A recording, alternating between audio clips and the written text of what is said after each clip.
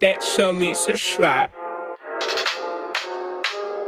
Make no mistake, we're the only black people in y'all that only eat rat, eat cat people. You ain't black, you ain't that. Matter of fact, your black is repo, I'm taking it back. Cause y'all making it whack, faking jacks, y'all from the slave, raiding the tax.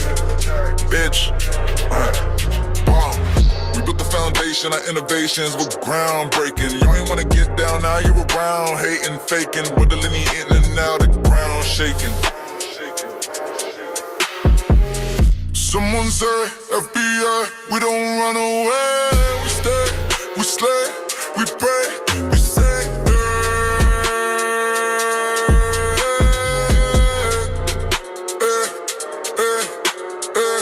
Someone say, FBA, we don't run away. We stay, we slay, we pray, we say,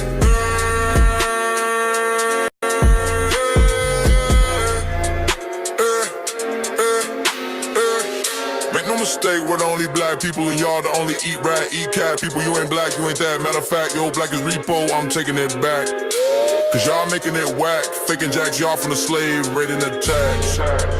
Breaks, pause, we built the foundation, our innovations were groundbreaking. Y'all ain't wanna get down, now you're around, hating, faking, with the linear eating, now the ground shaking. Someone say, FBA, we don't run away. We stay, we slay, we pray, we say,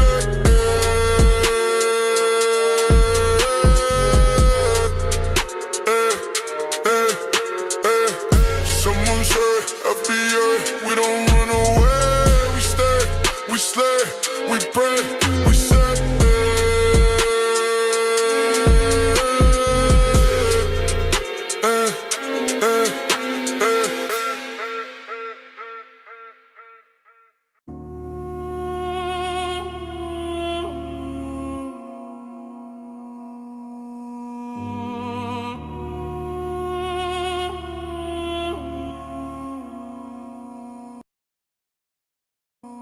I pledge allegiance to the code that my soul won't rest until I get what's owed. Oh, I pledge allegiance to the code that my soul won't rest until I get what's owed.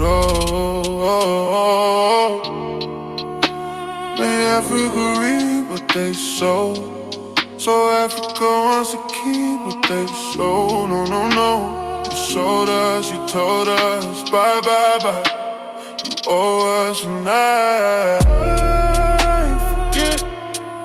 ain't forget. I'll fight for my lineage as long as I live. Harriet Tubman, Frederick Douglass, Rosa Parks, Philip Randolph, and Dr. King. I do it for them, I do it for her, I do it for him. We don't flee, we don't flee, we don't flee, we stay. I pledge allegiance to the code that my soul won't rest until I get what's owed. Oh, I pledge allegiance to the code that my soul won't rest until I get what's owed. Oh, I pledge allegiance to the code that my soul won't rest until I get what's owed. Oh, I pledge allegiance to the code that my soul won't rest until I get what's owed.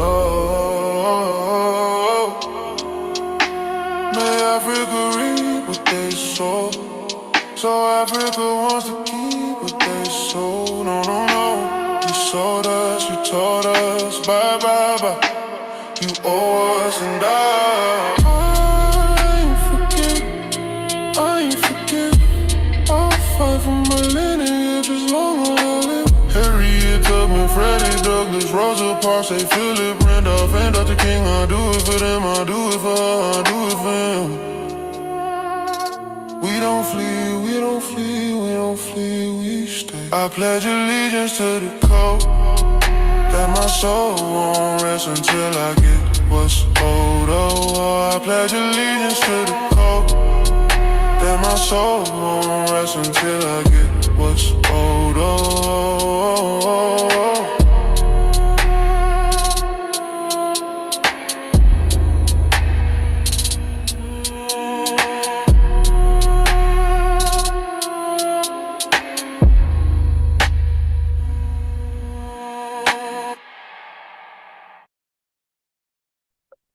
All right.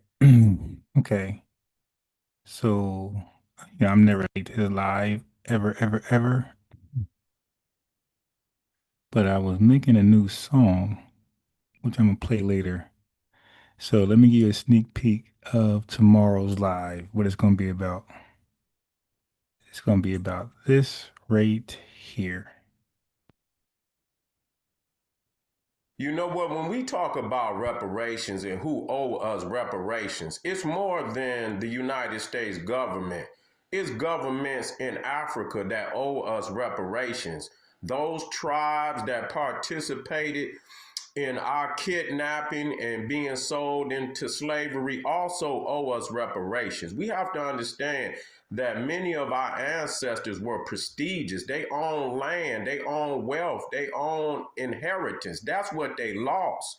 Not just their freedom and their lives, but their wealth, their inheritance that would have came down to their descendants. And so when I say that there are certain tribes in Africa that must be held accountable. Some people say, well, they already apologized. That's not enough. What about the inheritance, the wealth, the land that was illegally confiscated? That too must be accounted for. Yeah, family. So tomorrow I will be doing a live on a reparations claim on Africa, the motherland. That will be tomorrow. I agree with Sarah Seti. Africa gotta pay, and there will be a live on that tomorrow. What does Africa owe in reparations? All right. So today we're going to review. So I'm actually going to review a debate that already happened. It already happened.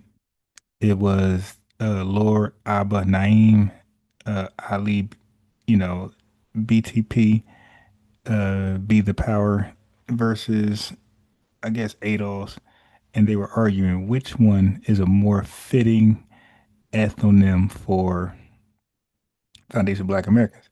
So I agree with the Holy FBA Codex TV. Freedmen are FBA, FBAs are ADOS, ADOS are Freedmen, ADOS are FBA. They're all interchangeable.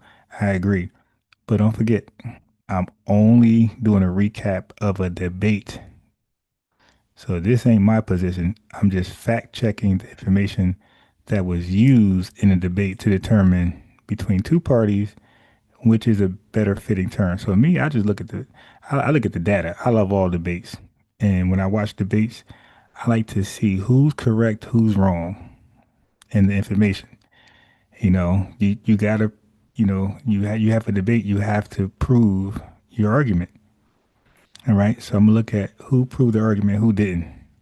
All right. Because a lot of times people like to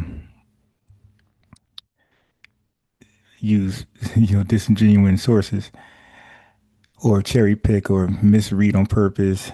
But I always said the Freedmen University, Laura Abba, those guys, they are ex Moors, sovereign citizen guys.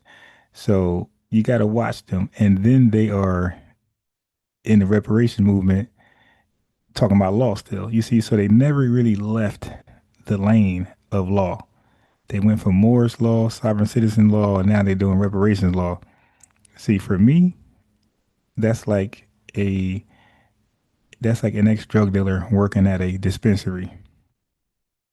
You're just asking for trouble if they're not governed. Okay, so if they were going to come to the reparation movement, I would have respected the fact if they had just went with FBA or joint an ADOS branch and assisted, helped it out. But for them to be left on their own by themselves without being checked, plebiscite Babel may enter the building. Okay. Um, let me cover this story that people be talking about. They want me to cover the story right here. So let's play this right here real quick.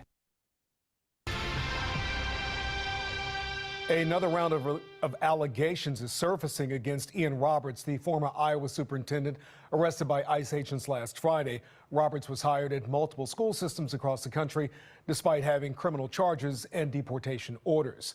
On his 2023 job application obtained by the Associated FBAs can't get one job, and this guy gets multiple jobs. Yeah, you can't make this up, man. And deportation orders. On his 2023 job application obtained by the Associated Press, Roberts falsely claimed to have had a doctorate in urban education leadership from Morgan State University. The university confirmed he never completed that program. Roberts is also accused of registering to vote in Maryland. His name, birthday, and address appears active on public voter rolls, though state election officials say records do not show a voting history. And as we know, Roberts also spent nearly 8 years working for Baltimore City schools. New tonight, we're learning he's been accused of pressuring teachers to change students' grades while serving as a Baltimore principal. Fox 45's Rebecca Pryor live with some of the details of this for us. Rebecca. Yeah, Mary, as if this list of allegations wasn't long enough already, Roberts is now being tied to Baltimore City's long-standing grade-changing scandal. As the controversies surrounding Ian Roberts continue making headlines nation. Well, if he was changing the grades to an A or a B to get black people to pass, I ain't really too mad at that. Wide tonight, Fox 45 uncovering an old lawsuit revealing new allegations stemming back to his time with Baltimore City schools. While serving as the principal at Friendship Academy of Science and Technology, a teacher accusing him of pressuring staff to improve students' grades without cause, even for classes they never attended. Okay, improving. If it's black kids, I don't see the problem. White kids and Asian kids were caught doing this and nobody got in trouble. Teacher who was later fired, suing the school system and Roberts for wrongful termination. The lawsuit alleging Dr. Roberts' actions were meant to make a failing school appear successful. That was back in 2009, but the lawsuit wasn't filed until 2013. In turn, Tethers will scam. That's part of that's what they do. The school system successfully arguing the statute of limitations had run out. BCPS also claiming the teacher harassed and threatened school leaders, including delivering a bat to the HR department with a letter reading in part, "I hope it feels good to beat a teacher." Another message reading, "This is why children are not learning." This guy he got hired by multiple school systems, and FBAs with the correct credentials can't get hired by one. But a scammer, everybody wants him. Later, to pass students along or just round the grades, it does a disservice. Maryland Inspector General for Education Rick Henry confirming serious allegations of widespread grade changing inside city schools. The findings released in 2022 after a 1.5 year long investigation. What was very stunning to us is that, we were being told that this was not the practice, but we were, as we were looking through all of the documents that were provided by the city schools, we kept uncovering more and more that showed this practice. I mean, it was literally written. The report revealing more than 12,000 failing grades were changed to passing over a 5-year period. Although Roberts was long gone before the investigation even began, ending a nearly 8-year career in the city in 2010. Today, Fox 45 sending the school system questions asking, does BCPS stand by its investigation, finding no merit to the grade-changing allegations against Roberts? Did the district receive any other complaints over the years about Roberts pressuring teachers to alter grades? And in light of the IG's findings, will BCPS revisit the case to determine whether similar patterns existed earlier? We did not immediately hear back. Now, considering Roberts' immigration... Changing grades are dangerous in all seriousness, because kids that need help to pass should get help so they can, truly learn. Changing grades just set up kids to end up like him. You dig? Faking it, trying to make it. Status. Fox 45 has also reached out to BCPS, asking them how he was able to pass a background check. However, the school system claims that his employment falls outside of their records retention period. Reporting live in Baltimore City, Rebecca Pryor, Fox 45 News. I'm Kai Jackson. Thank you for watching. Here's another video to watch. Also, please take a moment. All right. Everybody's here. Okay, so like I said, I'm up late live. I was doing my new song. This was the hardest song to make. Every other song was kind of easy. So check this out. See if you like it. You'll definitely like the name of it. The name of the song is Cut the Check.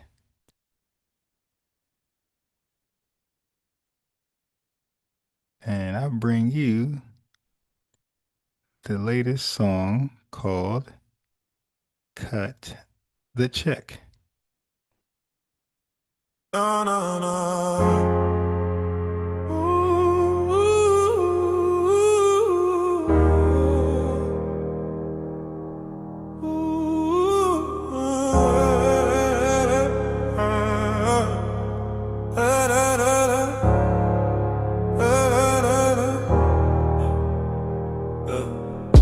Cut the check and pay me what you want me. No more pants can talk, nah, nah, nah. No more pants can talk, blah, blah, nah. Cut the check and pay me what you want me. No more pants can talk, nah, nah, nah. No more pants can talk, blah, blah, blah. You stole us, you sold us, you owe us. It's my money and I want it now. It's my money and I can spend it high. You pocket watching, stop pocket watching. Cause my pocket's popping. You watch us get raided and you watch us get slaved. Now watch us get paid. Cut the check and pay me what you owe me. No more pants can talk. Nah, nah, nah. No more pants can talk. Nah, nah, nah. Cut the check and pay me what you owe me. No more pants can talk. Nah, nah, nah. No more pants can talk.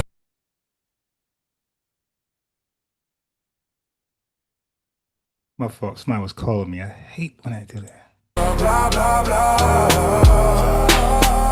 You stole us, you sold us, you owe us.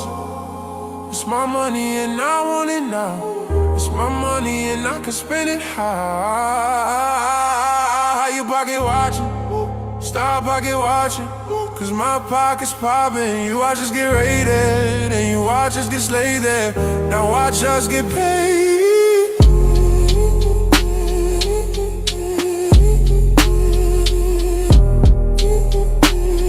Cut the check.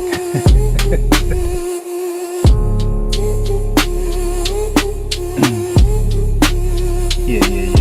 Alright. We ain't done though. You stole us, you sold us, you owe us. It's my money and I want it now. It's my money and I can spend it how. You pocket watching, stop pocket watching.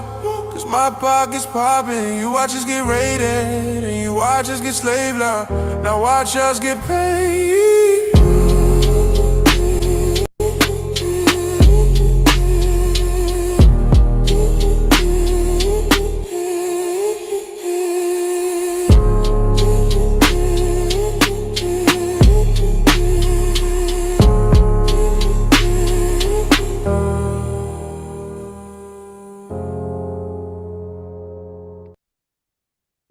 Yeah. Something like, but that's called Cut the Check. Hold on.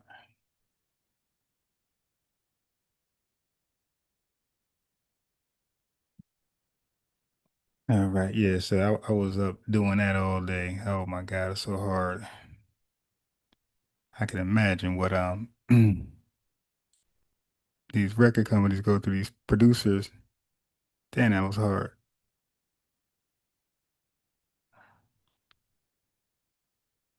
All right. So without further ado, let's get started.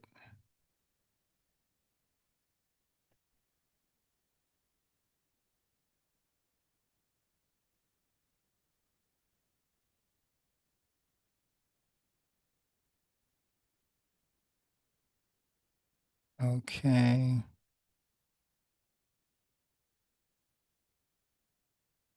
What is that? Okay, got it. So let's go. Let's go to the video. Okay, so again, these are these they call themselves Freed, or the channel's called Freedmen University. These are some brothers that represents the American freedmen, I guess, and they are making a presentation. So this is actually their debate. I mean, you could say their argument if they were to debate anybody. This is how they will argue, right? So this is called. So this ain't my title. This is their title. The Holy FBA Coders. I'm just responding and doing a reaction or fact checking, uh, doing a fact check to their title, Freedmen or ADOS, our presentation to the OMB for Freedmen. It says, it says ethnicity. That's what they say. Okay. So I think they mean ethnonym. But so good. So as I said before, when people say ADOS, they really are also adding in FBA. Okay, so let's look at their claim. Okay, so the song "Cut the Check" is officially on the channel. So when you want to listen to it again, you can go to the channel and check it out. Shit. All right, now how do I get back? Okay, so now let's check out some of the arguments. And I seen a lot of she, hers, and he, hims, and I was like, what's going on here? And then it made me think about the correspondence that we had with the OMB, and I had to correct whoever I was corresponding with on the terminology, because they put American descendants of slaves and then they put freedmen in parentheses. And I said, we at the United Sons and Daughters of Freedmen, we do not use that terminology. I said, we simply use American.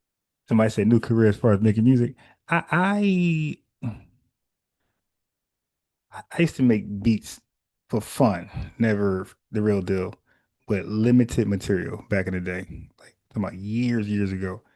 But I got distracted with goofy stuff. It could have been something, maybe.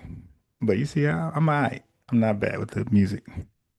American freedmen. And when we're speaking of descendants, we say descendant of emancipated persons, because we feel that that is the proper way to capture what we're trying to do as reparation. Descendant of emancipated persons that do not give. I'm sorry. Let me put that in the chat.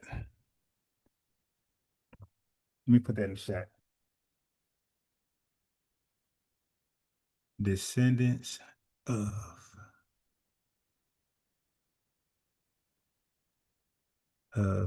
emancipated.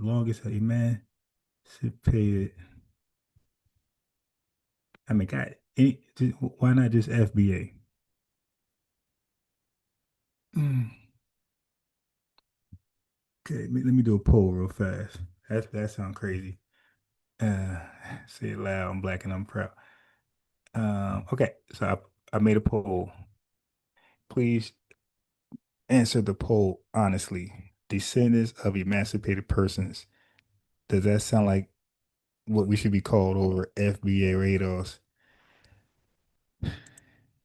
And that shout out to my bros, man. Shout out to all my bros. Shout out to BTP. I listened, and there was some, I'm real about things. That's one thing about me. I'm gonna keep it official. Right, wrong, and different. I'm gonna speak my mind. And there were things that the foundation presented that it wasn't, some of the stats definitely were interesting, right? Some of this stuff we know, some of this stuff we've been over, and maybe some nuance, maybe more updated that sounds crazy. Statistics. But other than that, I didn't hear them make the case on why ADOS, American Descendants of Slavery, should be used as, and I don't even know if they were trying to make ADOS as an ethnic identifier in the same way that we were trying to do. Right? I don't. Family, I see it as like people really hate treating a sheep because they are jealous of them, not because of the reasons they say. It is jealousy. So FBA, that's not good enough.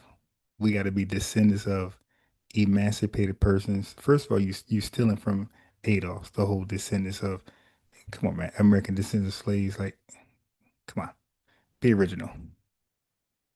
I don't know that. I was kind of confused because it was sort of like, one of those me, right?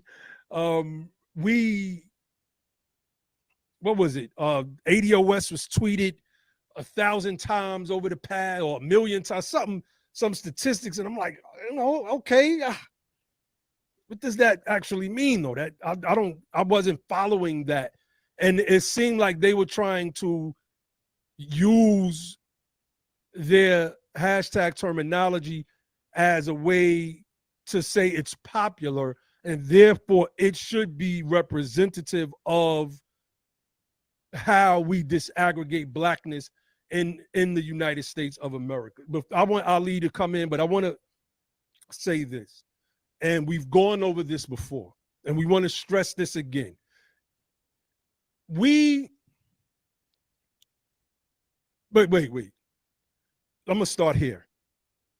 When a lot of the consternation was going on between BTP and that group. So BTP stands for Be the Power. That's their thing. We offered a debate. And peace to all the family that's in the chat. I see everybody. Dre, Sister Shanna was good. Brother Gerard, Grim, I see you. Sister Tansy, FBA Helix, Vince Jefferson, BTP Riri is on deck. What's going on, sis? Abdallah El Ibrahimi, I see you. We're presenting the American Freedmen though. I just got. I'm here. Another 60 seconds, bro. I'm here though. No, I got you, bro. We offered a debate because a debate is the ultimate test of. All right, so let's look at it. So this is terminology war for these guys. All right, they got Freedmen versus ADOS FBA. They reject American descendants of slaves in favor of American freedmen or descendant of emancipated persons. And he said that's more proper. Okay, so freedmen was a 19th century status category, but by the late 19th, 20th century, the U.S. deliberately shifted to race labels: Negro, color, black. So no more freedmen as an ethnonym. So reviving freedmen, like these brothers trying to do, alone ignores how that term was tied to legal dependency, federal wardship, and later used against blacks, e.g., freedmen's bank failure, Indian freedmen disenfranchisement. Okay. So, descendant of emancipated persons is a little clunky and less powerful in mobilization. Like, I don't know how you can, just think about it this way. How are you going to do a hashtag for that? How are you going to talk to our people and be like, hey, man, you are an emancipated person of, what is it again? Hey, you're a descendant of emancipated. I mean, come on. They looking like, what the hell is emancipated? You're a descendant of emancipated person. They looking like, okay, if you don't get away from me, ADOS and FBA has already penetrated media and political discourse. So rejecting it as me hashtag politics overlooks its practical impact. Okay, so you don't really win. You don't win politics by picking the prettiest word, the prettiest name. You win by forcing the state to recognize lineage as a debt. ADOS, FBA, Freedmen, they're all roles to point to lineage. The fight isn't over what's prettier, it's over what moves power. Okay. And we have FBA leading the way and ADOS there. We're not gonna start brand new with this emancipated person, descendants, whatever that's. I can't remember what it is. All right, so let's go to their another point they went to bring up around here. They didn't want to have that debate. So now we have this debate about American freedmen or ADOS as a So the holy, so it's not me, it's them. They're having a debate, and I'm doing my normal reaction to the debate. designation insofar as the disaggregation of blackness is concerned. Now, again, American descendants of slavery. Hear me out, family. It's a broad term. Slavery was an institution. It was an institution. It was not.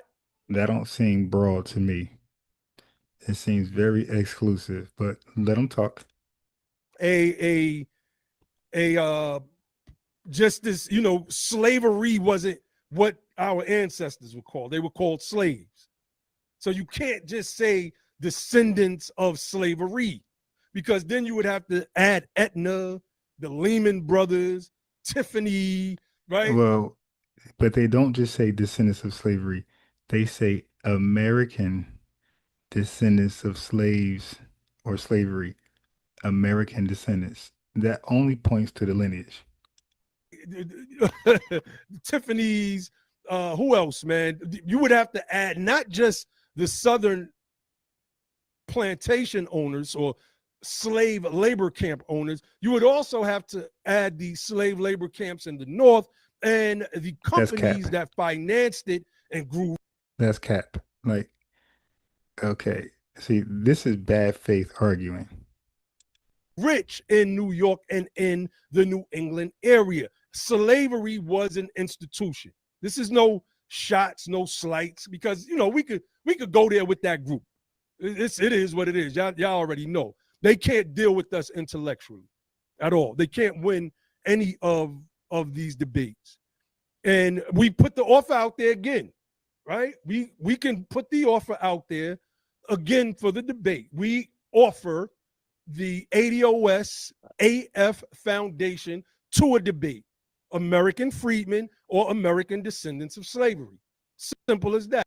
Hey, Craig, I'm gonna time you up for half an hour. You can't come here full of rank, and then when you get asked to hit the link, you say, "Nah, you good." Okay, yeah, you're right. You are good.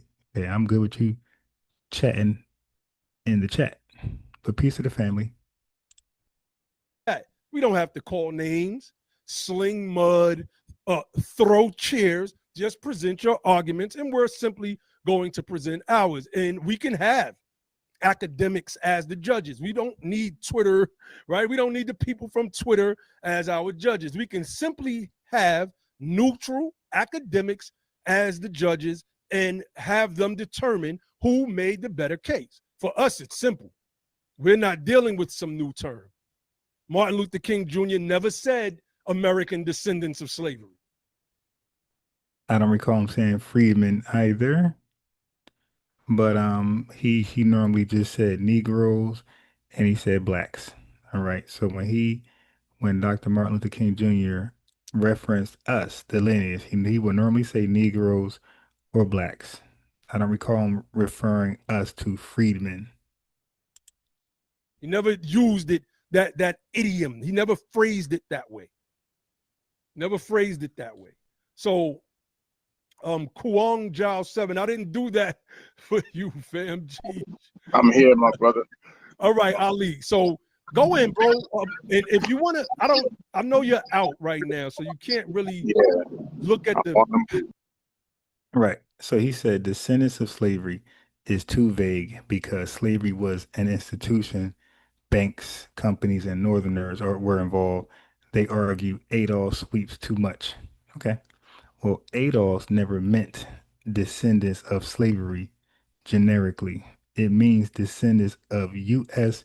chattel slavery. So that's a bad faith argument by Naeem Lord Abba. Okay. So his critique sets up a straw man. Okay, so he argues slavery was an institution, so ADOS is too broad, but then push Freedmen, which also ties to the entire institution, Federal Freedmen's Bureau, Freedmen's Bank, etc. Okay, so both terms carry institutional scope. So he contradicts himself. ADOS never claimed Lehman Brothers were descendants of slavery. So he's punching at shadows to avoid the clarity that ADOS already built. He said Martin Luther King never said ADOS. Well, he never used the term ADOS, and he never used the term Freedmen. Okay. He mostly said, like I said before, Negro, and then he said black later. Okay. But language evolves. It's okay, buddy. It evolves. So he's trying to weaponize Martin Luther King Jr. words, while ignoring Dr. King's demand. America has given the Negro a bad check. Okay. Okay. That was lineage-based reparations and substance. MLK never hashtag either. What does that mean? So we can't hashtag because Dr. King never hashtagged. Dr. King never went live on YouTube. So we can't go live. So see, it's goofy. But Dr. King demand was crystal clear. Repair for those whose ancestors built this country for free. That's ADOS, that's FBA, and that's the people, our ancestors who were called freedmen, in essence. But all right, let's continue. So far, the arguments are kind of like goofy, nitpicking. Agree on the most basic principles that each group is trying to push. Sooner or a common name will be needed for reparations. So let me address that real briefly. I have come to the conclusion over a year ago that that group was not pushing for reparations. This was the determination, not just, it wasn't just a determination. Yeah, so right now he's just throwing shots. All right, at this point. He said he ain't want to sling mud, but he's slinging mud. Made by myself, but it was made by our team as well. After we examined what this group was trying to do, and that was centralize an identity around the two leaders, as opposed to what they claimed that it was for, lineage, ancestry, etc. So Maurice Brooks says, according to Marcel Dixon, Freedmen is the one that has historical legal standing. Somebody else says something. None of your business. Said go with what's in the Constitution. We came to the determination that that was not the case. So I do not believe that we are fighting for the same things at all. I just simply do not. See, so yeah, it's like he just throwing mud because he also have a problem with FBA. All right, I spoke to him on the phone before. If the only FBA codex is in the room, I was on a 3-way call with him and Unc, and so we went over this. So he that's why I say when they say ADOS, they also mean FBA because when I talked to him on the phone directly, he had a problem with FBA and ADOS. Okay, so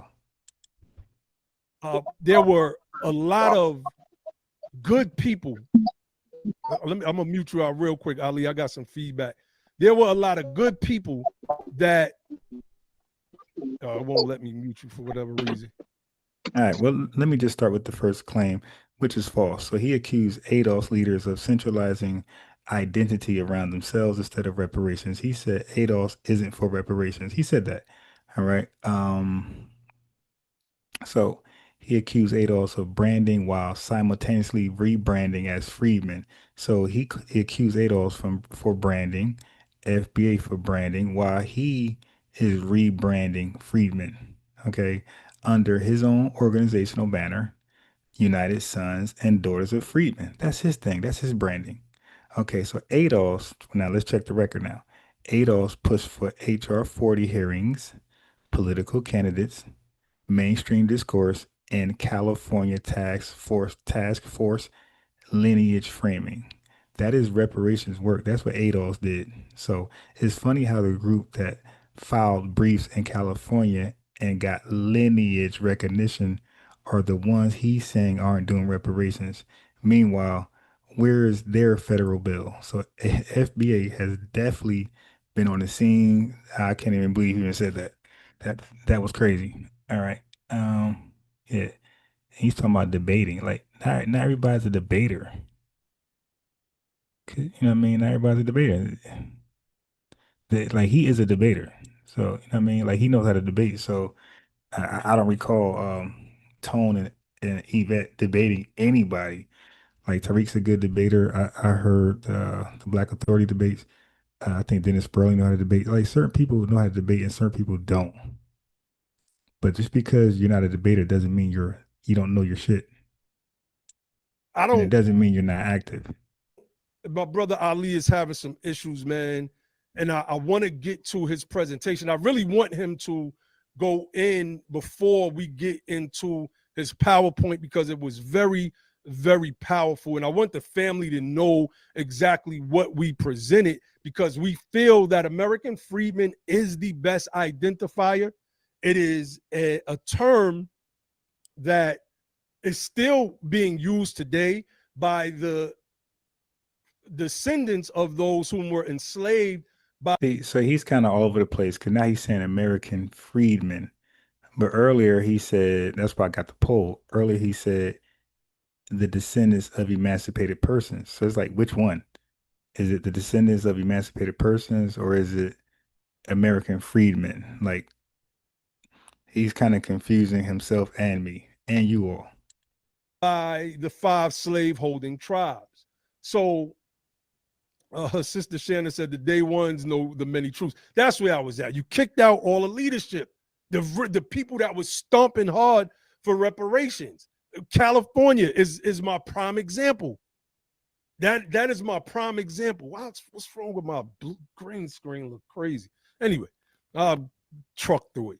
But California was a primary example of exactly what I'm talking about, man. How did you not kick out? I don't want to use that term. You didn't kick them out. You disassociated yourselves with them and then painted them out to be bad guys. And since then, you've done absolutely nothing. While California has actually gone on to develop a task force to get American freedmen on the records in California as a disaggregating term, like doing things. And we just have to be honest about that. And this is not. This comes off as just attacking. Okay, so let's go into what he said already. He said California got American freedmen into records while ADOS did nothing. He said that. Y'all heard him say that. Okay, he's being a revisionist. California's task force began because of AB 3121, Shirley Weber. Who's Shirley Weber? She was backed by grassroots ADOS organizing. Naeem. So ADOS was behind the scenes early. You're looking into things later. That's a bad thing to do because now you're on the jumbotron. Everybody's looking at you now. You look crazy. So ADOS organizing got the freedmen language. I'm sorry. ADOS was there early. Okay. The freedmen language was lobbied later, but ADOS was at the door. ADOS cracked the door You are a revisionist, and you're not that good of a research. So ADOS was there early, and Freedmen language is added later. So they equate paperwork terminology wins. So they equate paperwork terminology wins with movement impact. California is still in reparations gridlock. They're just pushing papers. The real issue is payout. The real issue is payout design, not just nomenclature. Okay, so California didn't wake up one day saying freedmen. It started with lineage advocates, i.e., ADOS people were there. They were fighting to make it law. Okay, he's rewriting history to crown himself. It's not good. Not a good look starting off. That's why when I watched this yesterday, that's why I didn't go live yesterday, yesterday night. I've been watching all his videos. I'm like, wow, what the hell, man? He's making a lot of big mistakes. See, that's what happens when like jealousy and hate blinds you. ADOS and FBA are the uh, acronyms that are popping. That's it. It's ADOS and FBA. That's all people talk about. So get behind that. Get behind what the people chose, right?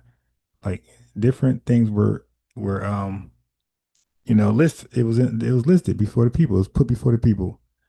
The masses primarily chose FBA, but ADOS is right there in second. That's it. There's no other name that the masses is choosing besides ADOS and FBA. Share the presentation that Brother Ali laid down. But in the chat, I read your comments. We're saying freedmen law, freedmen law, freedmen law. All right. You're right. The chat, you're right. Freedmen is in the Constitution, okay? But is it in the Constitution as a status or ethnonym or both? That's going to matter. See, because they're trying to use freedmen as an ethnonym. That's not how Congress used freedmen. They didn't use freedmen as an ethnonym. They used freedmen as a status. That's a big difference. But trust me, we'll get into it. Okay, hold on. Let me pull this up. Easy Acts Recovering Pan-African said, Naheem, thanks for addressing my statement. I understand that is your personal opinion. Yet all these groups say they are fighting for reparations. I follow California's example. The rest I listen. Now, yes, let me say that is my opinion. I'm gonna be honest and say, all right. Let me finish addressing this, then go in. Yes, that is my opinion, and it wasn't just my opinion. However, I don't believe that group is a reparationist organization. I just don't. That's just hate. I don't. It's, we can do political commentary.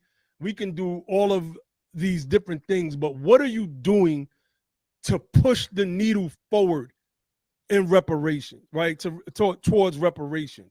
At the Revolt Summit, there were several people there that we, as BTP and the United Sons and Daughters of Freedmen, that we have touched, that we've had conversations with directly, that understand this American freedmen thing of ours. They understand it. And I'm not just talking about any old body. I'm talking about people that are connected politically. One sister is actually an elected official and gave a presentation at Revolt on Revolt TV before speaking to the American freedmen, using that as the identifier. So there were several people there that through our platform and our engagement, we have been able to breathe that, what we used to call that holy breath, that truth onto, and have them adopt that into a lot of not just their political talking points, in the building, but their political viewpoints your business as well. So somebody said, this guy gotta be trolling. He said, Naheem, why not make peace? Join forces with Yvette, Carnell, and Tone. Okay, let me address that, and then Ali, I want you to come in. because I don't know if this person knows that when we came into this particular space, right? Because we had already been teaching most of what we've been teaching for years, and we came in and enhanced the education. We enhanced the education. We took it beyond the banal political commentary that people were hearing 2 to 3 times a week, and we added layers to it that really accentuated the conversation. It elevated it, and that's a fact. They may not admit that, but it's just a fact, because we could hear our talking points and a lot of their stuff and the research that we pulled out on our own. If you aren't following our channel like that, then you wouldn't know that. You absolutely would not know that. These people, Yvette and Tone, decided to attack us. They attacked us. So don't try to make it seem like we should just go make peace with them. I don't watch their content anymore at all, but I don't see these same people go into their chats and say, hey, Yvette or Tone, why don't y'all make peace with BTP? Again, we didn't attack them. They decided that they were going to not only attack us, they attacked everybody whom were aligned with them. So don't try to put that on us. It's not on us. And we responded accordingly, because we are something completely different. And when we come through and when we get on it like that, we shutting down anybody. Point blank. I don't care who you are. You come at us, you're going to get shut down. Period. So it is what it is. Go ahead, Brother Ali. All right, how am I sounding now, my brother? There you go. There you go. It's good. All right. So let's address that. So it's family. You got to be careful when people say they attacked us. The word attack is loosely thrown around.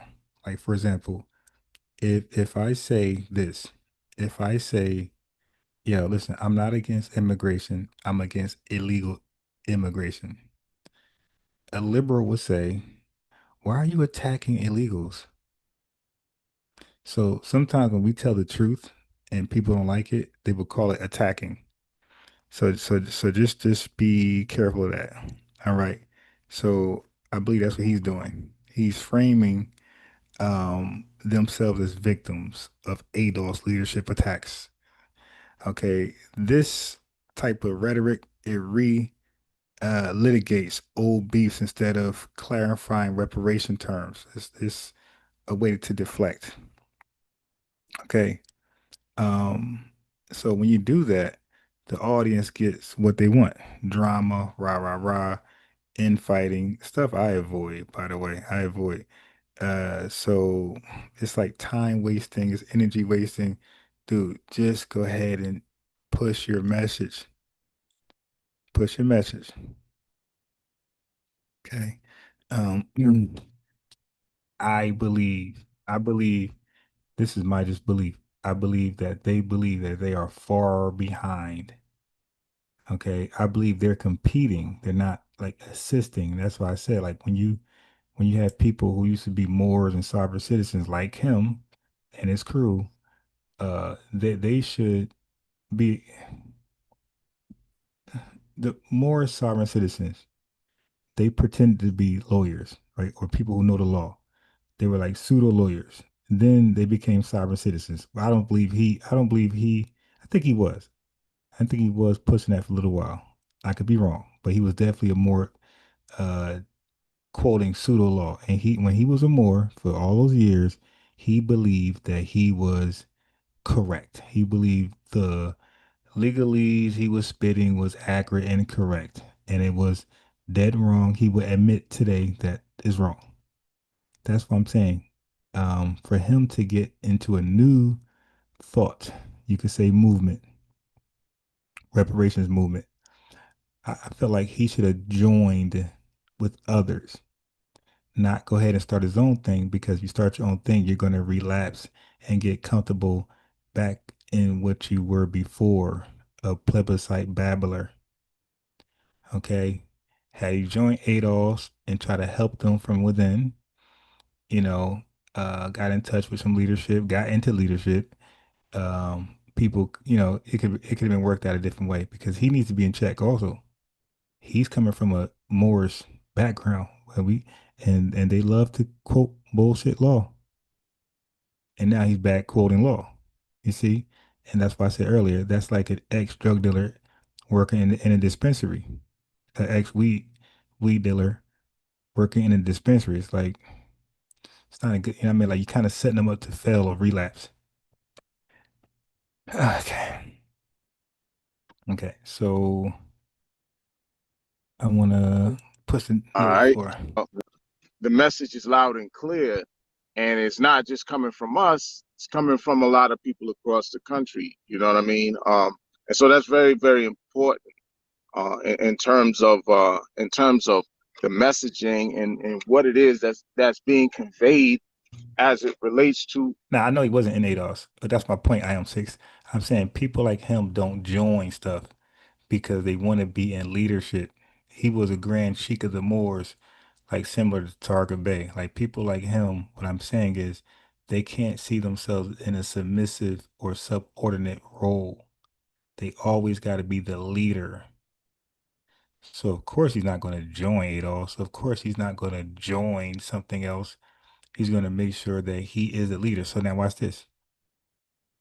Had he embraced being a foundational Black American and came on our side of the table and just argued the same stuff he's arguing now, you dig? We would be able to have more dialogues with him about the things he's saying.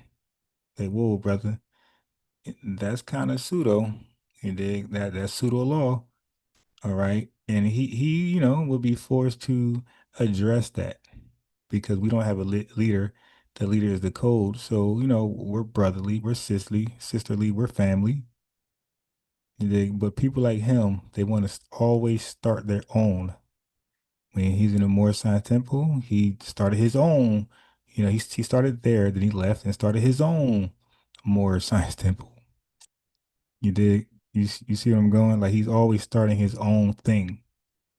They don't want to be under uh something else, like regulations. They don't want to be under regulations. They don't want to be governed by somebody else or hold accountable. That's what I'm saying. So, but when he says war with ADOS, he's also talking about FBA. Most people who have a problem, most people who do not rep FBA, listen to me carefully. Most people who do not rep FBA and they got a problem with ADOS, they usually got a problem with FBA too. Okay. They usually tie us in. And I was on a phone with him and Unc for about an hour and some change. He definitely got the same problem with FBAs. All right. So make no mistake. This idea that we have to have an ethnic identity. One of the things that I Because they both were supposed to come on my live together, but Unc only made it. I got his number. I got Naeem's number though. brought up So maybe I invite him more. to them, and we can go into this, was that there's never we need an ethnicity.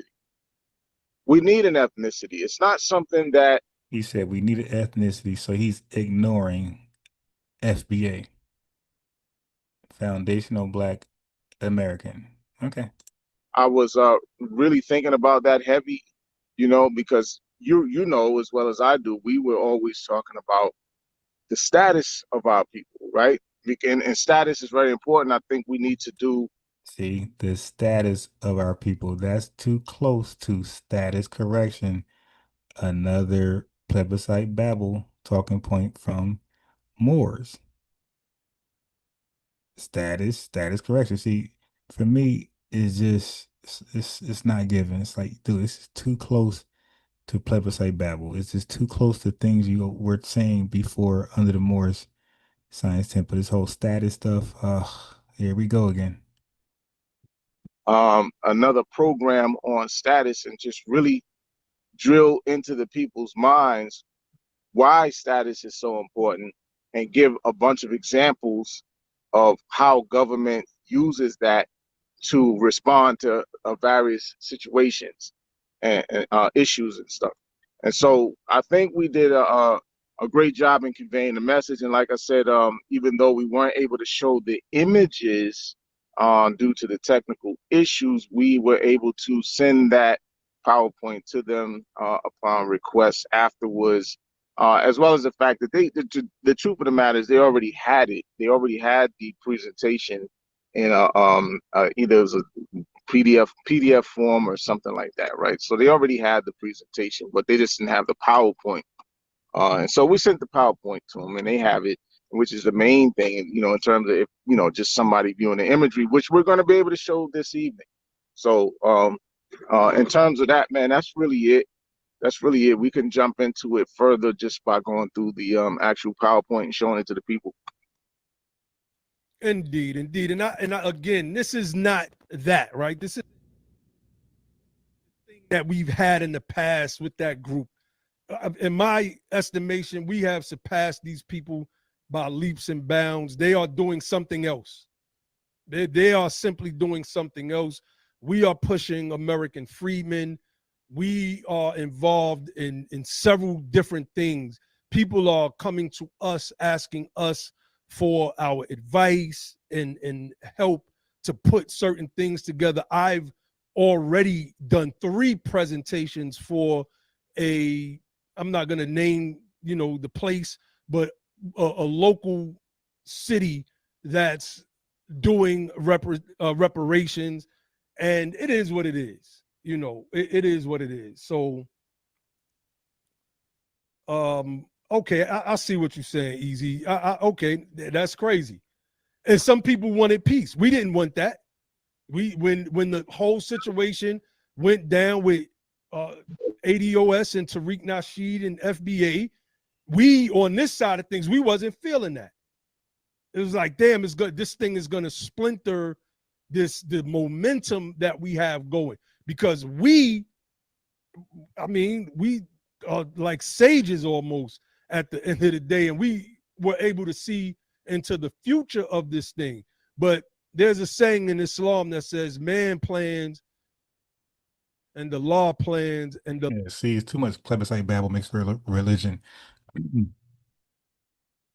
Okay, so they argue freedmen should be both a political status and an ethnic identity, like Chickasaw freedmen. Here's the problem.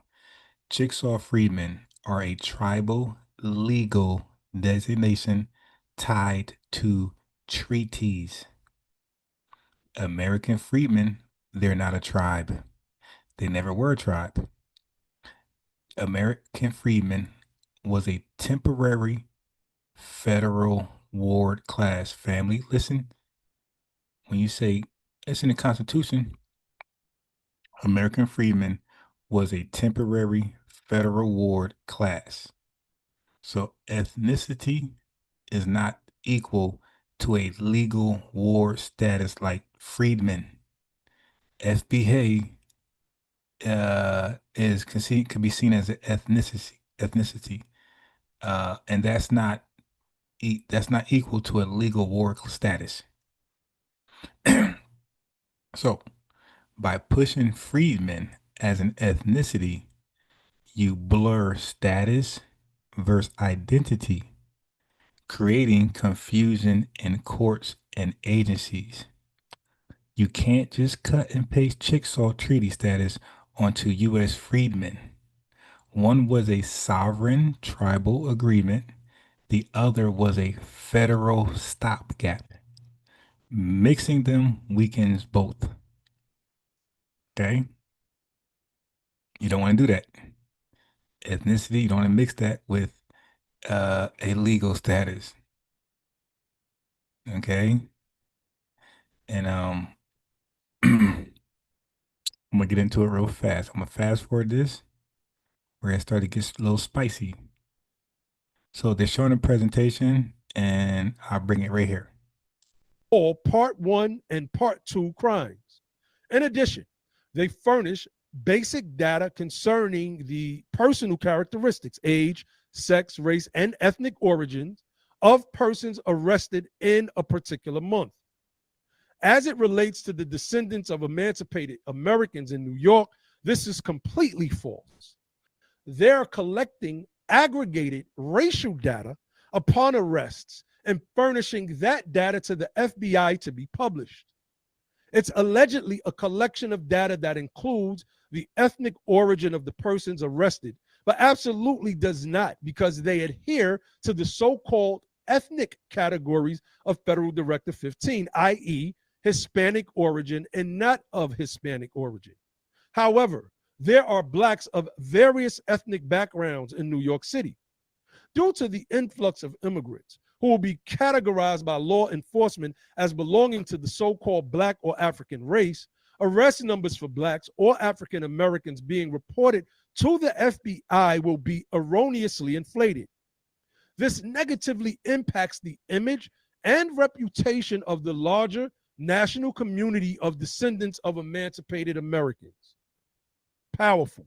That is a very, very powerful piece right there. And you, like I said, you can see the difference.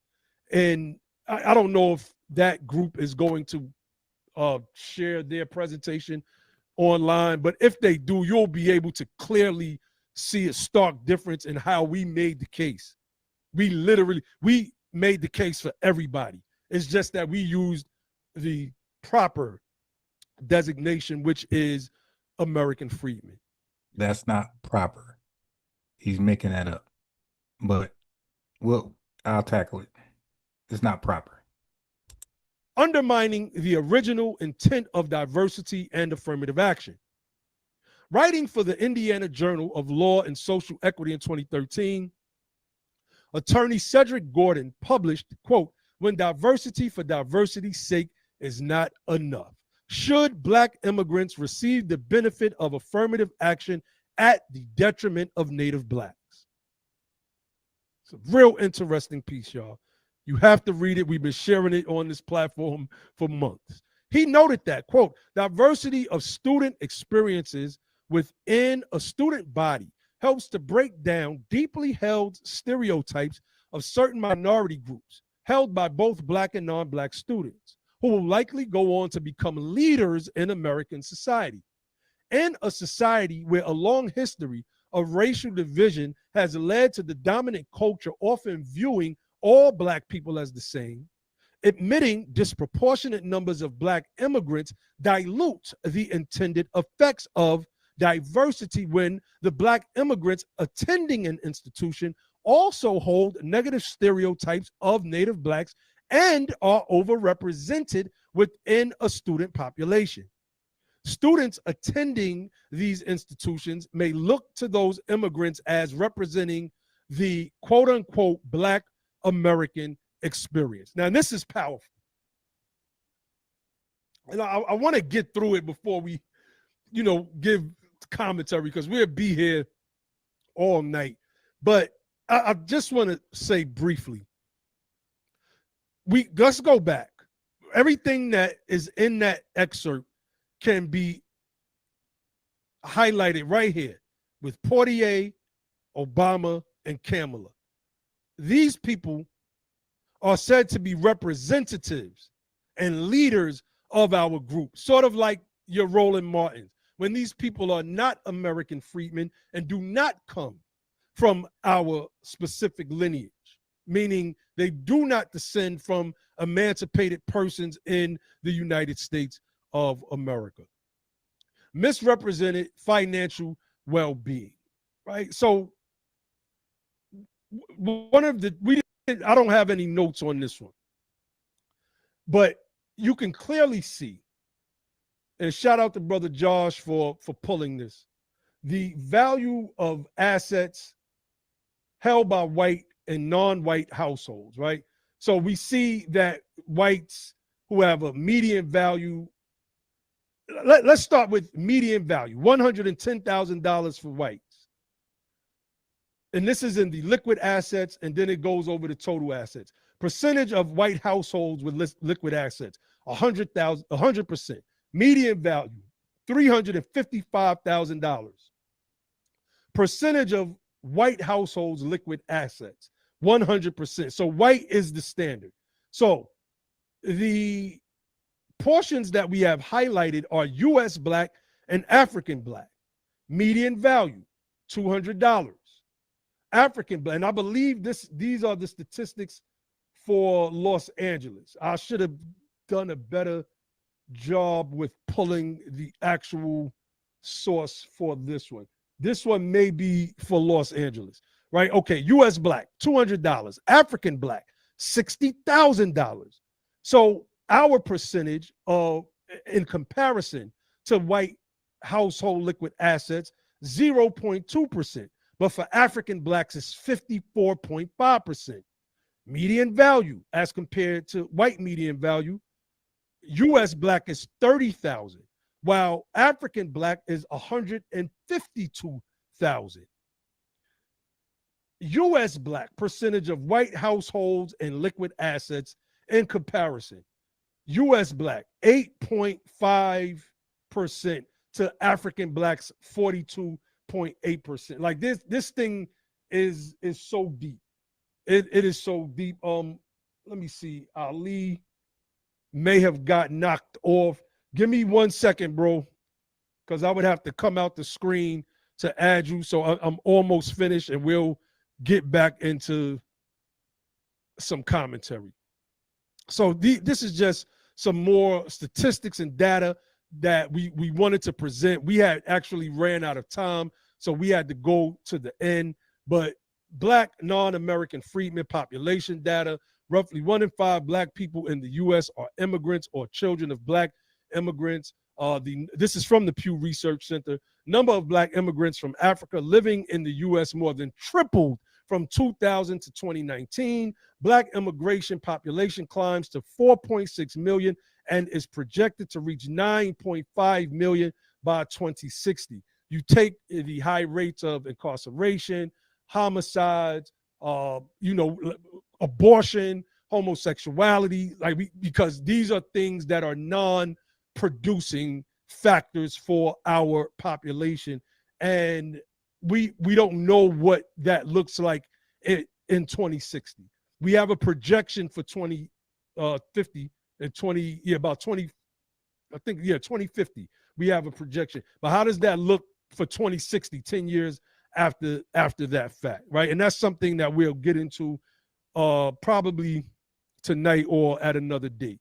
So the American Anthropological Association's response to OMB Directive 15 defines ethnicity as the identification with population groups characterized by common ancestry, language, and customs.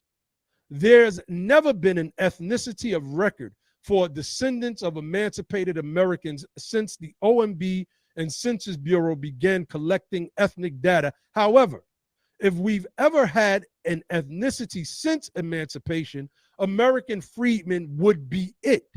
It's historically rooted in America. It is the perfect disaggregator and encapsulates what an ethnicity is. Our recommendation, and this is our recommendation to the Office of Management and Budget, the definition of our ethnic designation: American freedman, a person having origins in the United States with African, Negro, Black, mulatto, or colored ancestors who were formerly enslaved and nationally emancipated in 1865 by the 13th Amendment to the U.S. Constitution and are of the Black race. Ethnicity: American freedmen, non-American freedmen.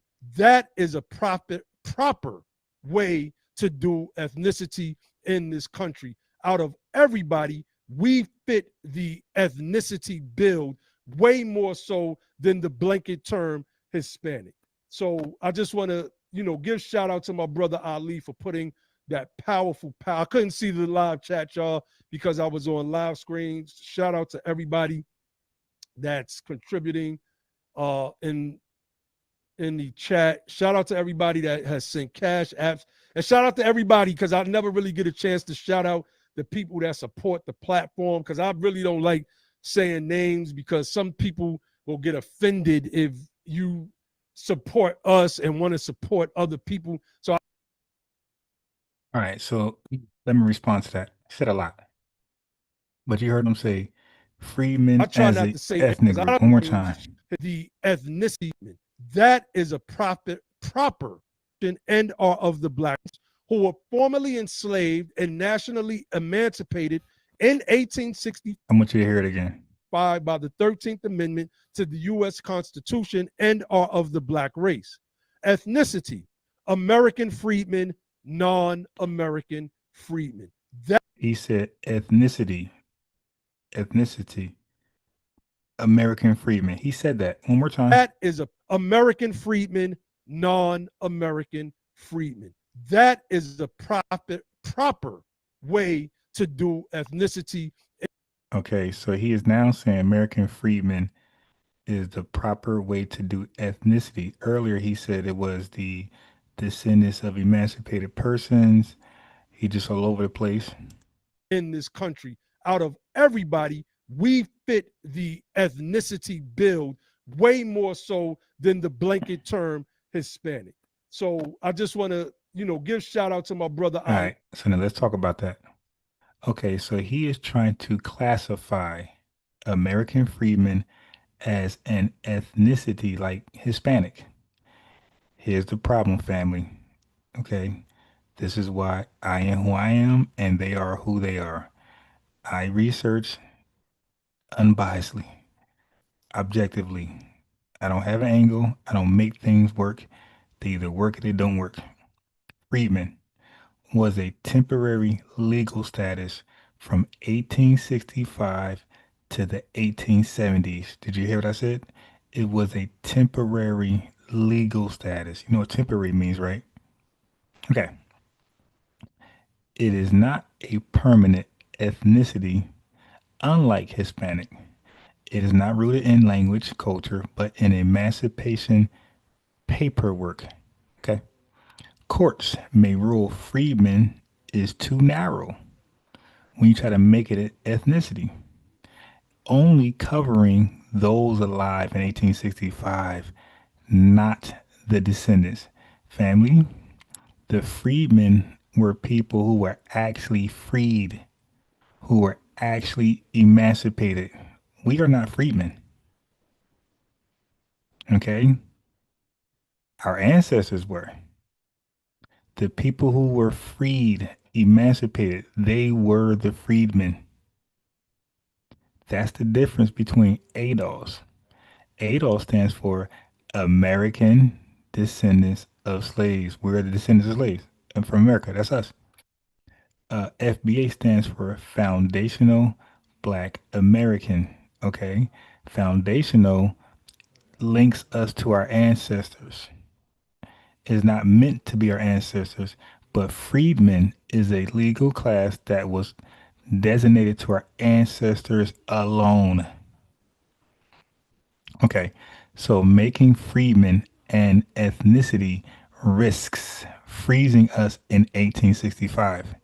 Reparations is about debt owed today, not just a 5-year reconstruction category. So, you don't win reparations by wordplay. You win by forcing the state to pay the debt. Freedmen was a status in 1865. ADOS is a claim in 2025. FBA is a claim in 2025. Stop dragging us backwards to the past. I told you guys, people want to keep us in the past.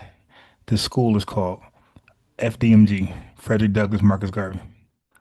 People want to do the new UNIA. Marcus Garvey, the new Black Panther Party. Why is everybody keeping us in the past? This is a new day. We are a new people. We need a new name. We got a new movement. We got new momentum, new cause, new fight. Everything about everything we do is new. We're innovative. That's why we're innovative. We innovate. We have innovations. We are up to date. We're not going to backdate. We're going to update. Okay. Martin Luther King didn't say ADOS, but he did say America wrote us a bad check. That's lineage reparations. Okay. California lineage wins weren't freedmen gifts. They were built on ADOS groundwork. Immigrations. Okay. Okay. So turning freedmen into an ethnicity is like trying to cash an expired coupon. It doesn't work. Okay, hold on. Hold on. Okay, so now let's find their video. They got one more, and then we're out of here. Dang, it was that damn late. It's all good because I thought I had an appointment in the morning. I don't, so we are good. And by the way, family, let me just show you your boy. So this is you see, this is the video. This is the channel, Freedmen University. So anybody can go subscribe and check out their material. All right, but look at the first comment, family. That is me 8 months ago. I said thanks. I gave him a super chat or whatever this is, $10. Okay, I wrote a nice little comment there. I wasn't hating. I said peace, Naeem. I always want him to explain his position on Freedmen, and he did. This is 8 months ago, so I'm somebody who asks for support donations and I also give it. This ain't $2, ain't $3, ain't $5, $10. All right, 8 months ago. That's before I knew any of you guys. That's before this channel was even a thing. All right. Okay. So let me go here now. Let's go to this one. To try to, frame certain This is the narratives last one. And we and out tell here. people what they can and cannot say and support. There's a lot of problems with that group, and we was invited into that group to kind of help articulate the plight of our people. So specifically American descendants of slavery, the sons and daughters of the freedmen and women who, fought the bloodiest war in America to free their family during the Civil War out of the the horrific conditions of chattel slavery. A lot of people don't understand that. We're here to articulate that tonight.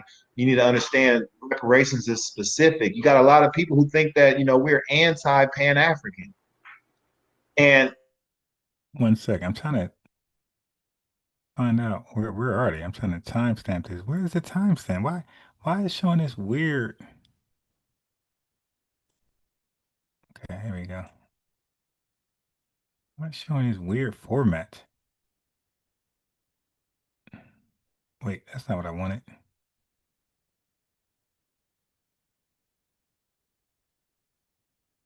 Okay, about right there. Okay. This should be good. censoring coalition to try to, frame certain narratives and tell people what they can and cannot say and support. There's a lot of problems with that group, and we was invited into that group to kind of help articulate the plight of our people. So Songwriter specifically Sunny, American descendants of slavery. Claude Zandam, Ursa Mahan World, songwriter Sunny, Al Jones, I Am Six, roll call, Ricardo Flott, Donnie Williams, None Your Business, Boot Camp, what's up, man? Taya, we got Black Feather Archery, we got Ricardo Flott, Donnie Williams, a late roll call before I get started. Okay, so we ain't here. Anybody else is just quiet. First class citizen, salute the American Indian, Taya Take Carter, Needle Swain, Tyron Luong. Yo, earlier, bro, I took a phone call. I wanted you. So anybody that joined the panel and you're talking, sometimes I get busy and I want you to keep talking. So if anybody ever joined the panel and I'm on mute, if you see I'm on mute, because I was on mute, keep talking. Don't let dry air be there because you'll cause everybody to leave. So next time, Tyron Luong, if I'm on the call and I go on mute, Just keep going in. SLLE 44 is the best at that. V4 is cool, but SLLE 44 is the best at holding me down when he's on the panel and I get busy. Guillory, peace to you. Yeah, SLLE 44, he holds it down. Like I gotta come back and say, all right, enough. Life, peace to you. I gotta say, all right, bro, enough, because he's gonna hold it down. So next time Tyrone Luong, you on, and I'm on mute, just keep going in until I come back. Whatever's on your heart, just go in. Do not let it be dry air. The sons and daughters of the freedmen and women who, fought the bloodiest war in America to free their family during the Civil War out of the, the horrific conditions of chattel slavery. A lot of people don't understand that. Like I said, listen to while doing something. And this is why I'm playing what they're saying, and then I give a commentary. So it's up to you guys. You guys decide, what is truth to you. That's all. Because I'm not. It's all family. This is to me. This is friendly fire. I don't take this as I'm warring with my brothers. I got a lot of respect for Naeem and his crew. You dig? So here we go. We here to Like I articulate. said, I was just on a three-way call with him. I got his phone number. Me, Unc, and Naeem. I would say back in like maybe May, around May. That tonight. You need to understand reparations is specific. You got a lot of people who think that, we're anti-Pan-African. And we're going to speak about Pan-Africanism, and we're going to speak about all of that tonight in great detail. Nobody can tell us what our position is. We will let you know what our position is. We'll explain it to you, and we'll let you know why we're for something and why we're against something and what makes sense and what just doesn't make sense. And we got a lot of different examples tonight. We're going to get it in. Just, bear with us while we All right, so they position themselves as descendants of freedmen who fought the bloodiest war and endured slavery. So, freedmen is the most accurate reparations term. Okay, that's their claim. I'm just repeating it. Okay, but this terminology is absolutism. Freedmen appears historically, right? Freedmen Bureau, Freedmen Banks, uh, all that stuff, right? But U.S. courts and government today use what? Black American, African American, right? ADOS or FBA. It could use FBA or lineage based categories. Listen, family, freedmen isn't legally dormant in 21st century jurisprudence. Okay, hold on, hold on. You heard what I said. I said freedmen isn't legally down. I said dormant. I'm bugging. Freedmen isn't legally dominant in 21st century jurisprudence.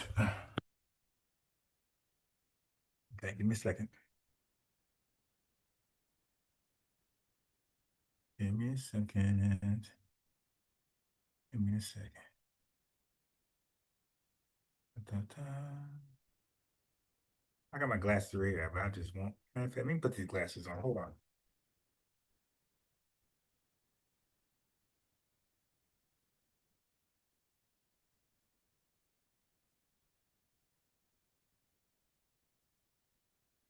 Yeah, all right. Got the glasses on. They a little dirty. I need to find some alcohol wipes or something.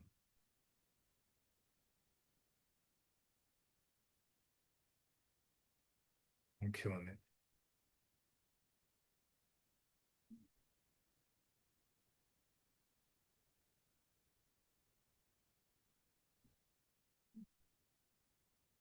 Looks crazy, but I'm gonna go with this. I'm gonna go with this.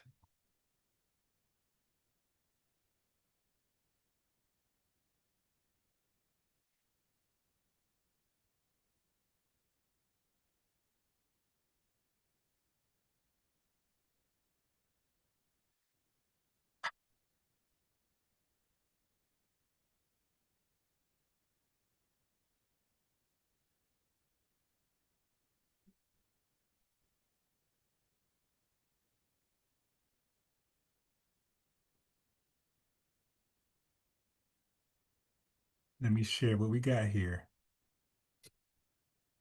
Okay. So, reparations movement. Some advocates for reparations argue for a freedman status as a legal basis for eligibility.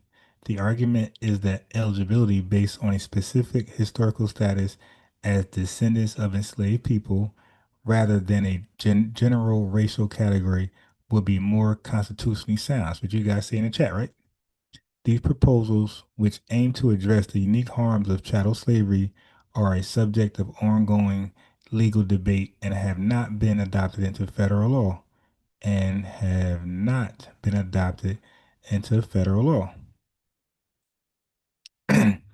Outside of these specific areas, the term freedman has little to no active legal standing. Hello? You guys still there? Did you leave? Why is it not dominant? Outside of these specific areas, the term freedman has little to no active legal standing. The legal framework for addressing racial discrimination and inequality in the 21st century relies on broader concepts under the 14th Amendment and civil rights statutes rather than the specific legal status of formerly enslaved people or their descendants.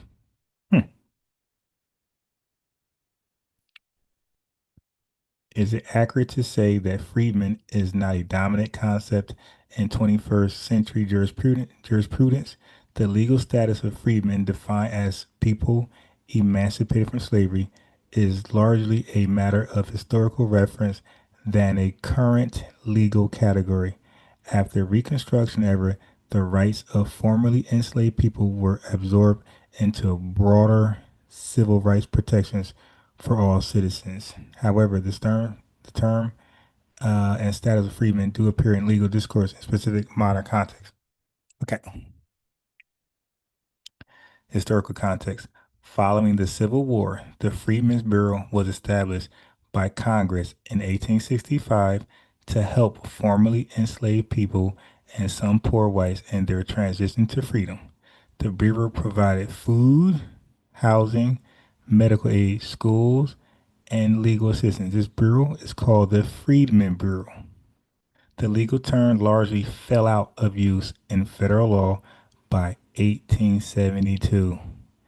1865, 7 years later, 1872. Bye bye. As the 14th Amendment granted birthright citizenship and equal protection to all Americans. There's your go. There goes your freedmen that you guys brag about that's in Congress. Yeah, for 7 years. Bye bye. Okay. So, I mean, whatever. You know what I mean? All I do is just share what I have. You guys do what you want with it. I'm not here to change your mind, force you to believe something. You dig? Do what you want. Do what you want. I'm just sharing my research. Okay? I'm just sharing my research. Do what you want with it. I am unbiased, hence the name Unbiased Ron. I'm very objective and I just go with the research. I don't have an agenda. I don't have a narrative. Okay. I'm just a normal guy that just stands on truth, stands by research. I need some Freedman toilet paper. uh, Kia Harris piece. So, yeah, man, do what y'all want with the research. And these guys ain't show that. All right, anyway, because you know why they can't show it? Because they already committed. They're the Freedmen University. This is why it's important just to name something new. You stay with old stuff, you get old results. Again, we're new people, new day, new year, new information, new updates, new name. You get it? See the pattern? Everything is new, new, new, new, new. So we deserve a new name. That's nothing old. ADOS, FBA, new names. Everything about us is new. New thoughts, new ideas, new movement, new reparations claim. Everything about us is new. Why are we in the past for anything? All right? Don't get caught up. These guys be stuck in the past. FDMG, Frederick Douglass, Marcus Garvey Academy, past. These fake new Black Panthers, past. These UNIA guys want to bring back Garvey, past. No, we're in a new age, new year, new day, new people, new ethnogenesis. Everything about us is new. New name. Anyway, let's go on. We bring everything together because, like Abba said, we were supposed to do a debate with these Okay, Pan-African so let's dudes just who was move on calling to the us out second argument. all week, and then they flaked out. So this whole that Pan-Africanism is the only Yeah, the solution, Moors and of the past, all those things, man. uh, and had a bureau, they don't. It was just a proposal. Ursa Mayhem World says, yeah, like the video, fam. Usually the late crew be on the likes. I don't really got to tell it. You see, I hardly ever tell the late crew to like, because normally the likes is up. But this is the first time the likes are not popping. You guys like Descendants of Emancipated Person, DOEP, dope? Nah, I can't call myself dope. Moonduck Maximus. Yeah, I can't call myself dope. DOEP, Descendants of Emancipated Persons. Nah, not for me. that we have to wait for reparations because I'm cool with FBA. everybody is struggling globally, and to make it into some anytime we try to do something specific for us, right, we get called out as being divisive and trying to divide the diaspora and whatnot. But no one else gets that kind of heat and that kind of criticism when they're doing specific things for them. So we find ourselves in a space where we have no allies but our own selves, right? We have been the most Pan-African support. I heard of Sulan. Yeah, I ain't doing no dope. I can't do that name. Sulan. That name sounds. I don't. Was that a Muslim? No, no. I'm nothing. I'm not. I'm not religious. I'm not Muslim. I'm not Christian. I'm none of those things. I'm just unbiased. Right. I'm just a researcher. I'm a YouTube journalist, and I'm just a great researcher. That's all. And I share my research, and I try my hardest to not stick my opinion in the research. These guys are Freedmen University. They're stuck. They're stuck. They're committed. So that means that they could find information that contradicts their position, and they gotta basically ignore it or explain it away because they're sold. They got a whole name, Freedmen University. Borders in all the world. There's more Pan-Africanism in the United States of America than exists on the continent of Africa. You understand? So when we talk about the limitations of Pan-Africanism, understand this first. Let me say this, right? I'm rocking the African chain tonight. You understand? I'm rocking the African chain tonight. We are not xenophobic at any regard. One of our brothers is married into a Kenyan family. My family was a part of the starting and founding members of the African Festival in Chicago, Illinois, happen every year. You understand? My stepfather also was one of the co-founders of the Kwanzaa Festival, which is a Pan-African celebration with Pan-African principles in Chicago, Illinois as well. You understand? So understand, we are not xenophobic. We love our brothers and sisters from all over the world. But when we start talking about realness, we're not xenophobic either. So when he say we, he speaks for us. When we're not xenophobic, like I mean, whatever you want to be, that's okay. But we're not gonna let you undermine our progress based on your obsession with Africa. We're not gonna allow that. When we start talking about politics, everybody gets all funny. Everybody starts getting funny when we start getting political and start getting specific. But everybody else can be specific. The Haitians can be specific, and nobody says, "Well, why ain't y'all mentioning them African Americans in America when y'all talking about things that are specific to Haiti and the problems that concern Haiti?" And you don't tell the Haitians that the Haitian can't get no justice until everybody gets justice. You don't say that when people are trying to. And when the apartheid situation was going on in South Africa, you had all kind of ADOS support, people flying over to the continent. You had the United States of American government giving support. No one said South Africa can't get no justice until ADOS get justice. Much friction in terms of the way that they present it, and it comes off as abrasive a lot of times and stuff like that. So I respect that, and I appreciate the fact that this Pan-Africanist that a lot of people know. If you know Professor Small, you know that that's what he is. You know what I'm saying? Was talking about the genius and the necessity of the ADOS movement and the necessity to kind of define ourselves separate and distinct from other people who kind of like shoehorn their way into the. There you go. Give Adolf the credit. African American ethnic group. We needed that. We needed to be able to define ourselves as a specific tribe away from other people, because one of the things we knew was, even if you look at the federal lawsuits for reparations that they were all dismissed, and there's a reason for it. One of the reasons that they brought up was that they couldn't figure out who was supposed to be a recipient of reparations, because these people know that there's not only descendants of slaves in this country, that there's now a whole bunch of black immigrants who have mixed in, and they're trying to determine, like, yo, how are we supposed to figure out who is supposed to be a real recipient of this stuff? Right. That they were making up, and y'all's rebuttals to that, please go in, because I was just going to float, being that I was basically on a vacation this weekend, and just let y'all go in anyway. Well, I think that they'll represent. Yeah, if Naeem don't stop wearing those big old hats, that Naeem, bro, listen, man, this is not the 2000s, okay? This is not 2005, all right? Get rid of those big hats. You see the brother right here? See the young brother is wearing it right.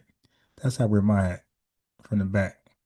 These big hats, that's not it no more. I see him do that a lot.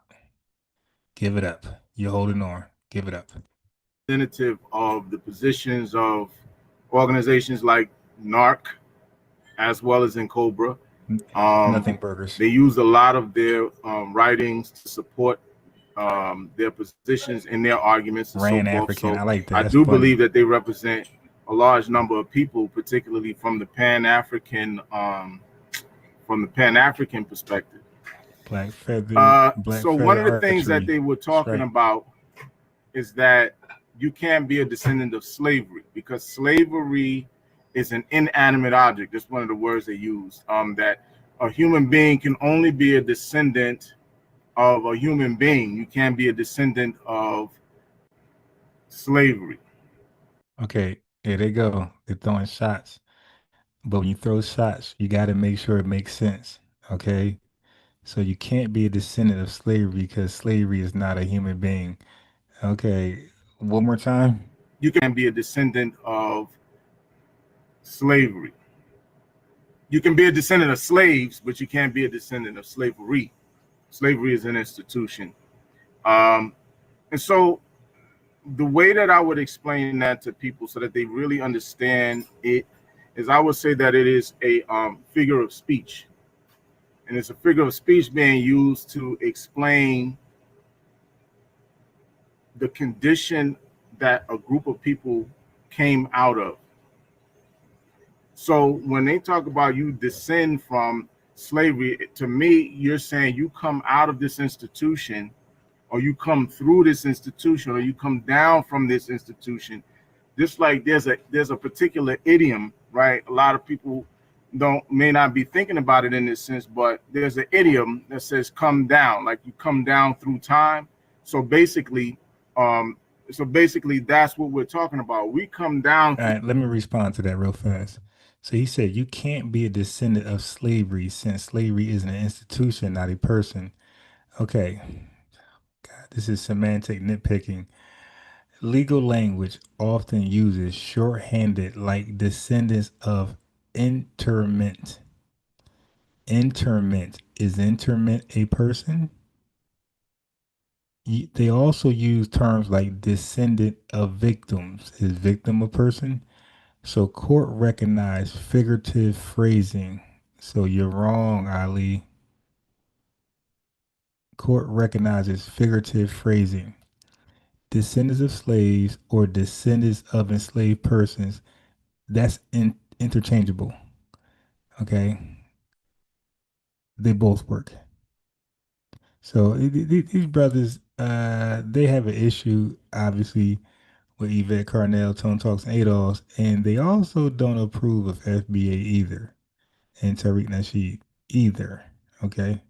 The Party for Self-Defense to assassinate and divide and disrupt the civil rights movement. You understand? By assassinating Martin Luther King, we were very damn good at politics. You understand that? We were very good at politics, and you saw that by Martin Luther King getting the Civil Rights Act passed, the Voting Rights Act passed, the Fair Housing Act passed in very short time. Going to Chicago and getting the what was that called? The Operation Breadbasket. Operation Breadbasket and Okay, so here's a new poll. Okay, here's a new poll. The new poll is: Do y'all want Naeem on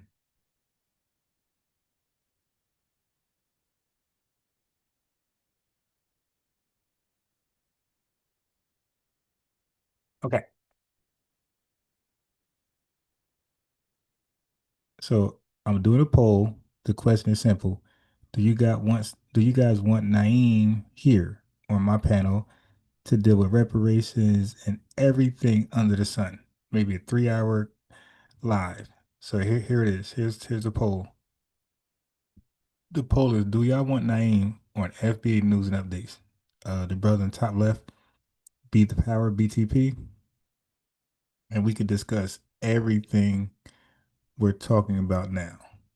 Okay, so if it's yes, click. I got his phone number. I will find out when he's free. He was supposed to hop on way back in, like, I don't know when I talked to him. It's in between. It's I would know by my phone records, but it's in between May and July. And that's May, June, July. Yeah. In between May and July, I believe. I want to say, I remember it being very hot. I'm gonna say July. I'm gonna say, well, it was hot all year in Georgia, but it was between May and July. I spoke to him on the phone with Unc, and I got his phone number. So if y'all want him on the panel to discuss everything under the sun, everything we talk about, and when I say everything, everything that we already talked about on the show, Dr. Mayat, all that, Unc, the Libyan guy, all that. Let us know what you think. Would you guys be interested in Naeem on the panel to discuss a lot of our stuff, and then understand why he has an issue with ADOS and FBA? Get it from the horse's mouth. Okay, so now let's go here. getting the whole housing situation, getting the mayor and everybody to meet to the table, come to the table and do something about the homeless and the poverty situation in Chicago. The same thing in Detroit. We ain't no strangers to no politics, and we ain't weak in that area. We weak in solidarity because we got nuts like you asking some of these nut ass questions and trying to take us off of the course and deviate from what we trying to do. We have to go and salvage our people and bring They definitely look like cool brothers, though. them back into the fold that they scattered. We are really good at politics, and our history proves it. We are really good at politics because you have to be good at politics to get the chattel slavery abolished. You have to be excellent at politics. Well, don't forget, I am 6. I was on the phone. With him, and he's willing to do it. Okay, but like I said, I was on the phone with him for a whole over an hour. Me, myself, Unc, and Naeem. So He'll do it because we talked about all those things on the phone already. So he'll do it. In Jim Crow. Have to be excellent at politics to get Voting Rights Act done in a environment where you are outnumbered and surrounded by your enemies, literally and politically. What are you talking about? Yeah. So Ursa Mayhem World said we weren't good at politics. We should have wrote the civil rights bill just for FBAs. Yeah, Ursa. But let me tell you the pressure that they were behind, our ancestors. Don't forget, they weren't living in post integration 2025 like us. Like we're spoiled. We can take our time to get it right. Do it tonight, baby. You can FBAs. We can do it. Take your time. Do it right. We could take our time because we're in 2025. We're post integration. We're what 50 years, almost 60 years post integration. Our ancestors were in Jim Crow, Ursa. They were literally in an era where they had no rights to be respected. Their rights were being infringed on, so they just wanted something done immediately because they were saying, let's get something done right now where we're protected federally, and then we can double back and do it right the next time. And that's why they started to assassinate folks. Okay. So they got Dr. King out of there, and I believe they got Malcolm X out of there because I believe they seen Malcolm X as a future Dr. King, right? He could easily walk in the shadows of Dr. King and pick it up where he left off at. So they got some of our most inspirational orators off. They knocked them off quickly. And I think the assassination of Dr. King scared off a lot of folks who was in the Dr. King circle. That didn't scare off the people in Malcolm X circle because they was already prepared for such a sacrifice. Malcolm X talked about that all the time. Any day now his life could be taken. So he knew what it was. Dr. King, the people who rolled with him, I believe they got feared. They were fearful of their lives. Um,